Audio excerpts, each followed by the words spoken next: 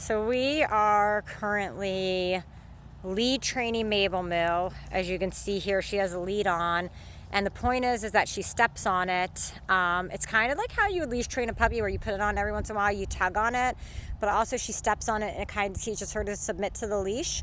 Because at night when we're putting her away, we're having a really hard time getting her to go in. And we tried a regular leash one day and that didn't work. So I brought a bridle and we are leash training her.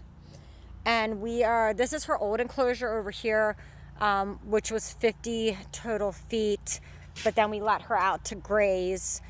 And when I put the goats in there earlier, she just escaped. They just escaped. They went right through the fencing. So right now I have the goats in our chicken pen. I'll show you over here, hanging out with our chickens, where they are safe and they cannot escape. Don't mind our bunny grooming our chicken. So those guys are over here with the chickens and the bunny. And we are building this so that they can all stay together. And then tomorrow, Kelly is going to build a goat platform jumping area and coverage for them overnight. And just to play on, because goats like to jump and play. Hi, Mabel Moo. What's she doing, boo? So yeah. So the other thing that we're probably gonna have to do is put this red fence that's over there along this back gate. And the reason that we're gonna do that is because I'm not so sure the goats can't fit through those holes. I know they look really tiny, but baby goats are escape artists, and these holes are much more ideal. They can't fit through those. So that's where we're at, and there's my husband. We don't have a post hole digger, so he's gonna dig the holes into the ground. We drove these stakes into the ground, I should say he did, and I'm helping him zip tie the fence together, which this is really rigged. This isn't the proper way to do it, but this is all temporary until we get a whole fence put up and while the animals are babies. And Kelly clearly supports my crazy, if you haven't all noticed. Say hi, babe. No. And he was okay with me bringing goats home today. But the first thing he told me was that goats are escape artists and asked me what I was going to do.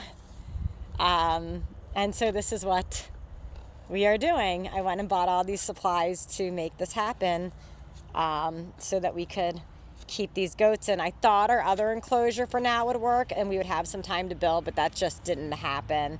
And he's digging into a tree root, so yeah, we're just doing the best that we can.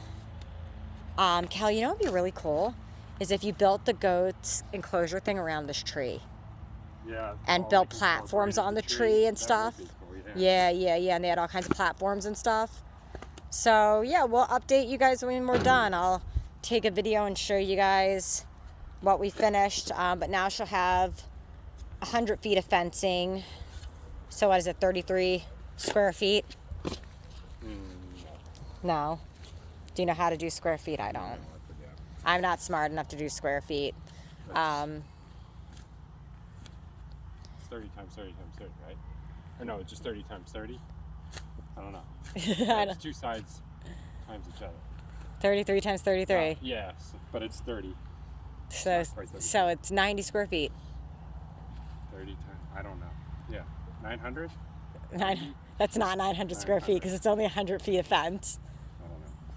I don't know. We don't know. But yeah, we're working on everything now. Yeah, we're really excited.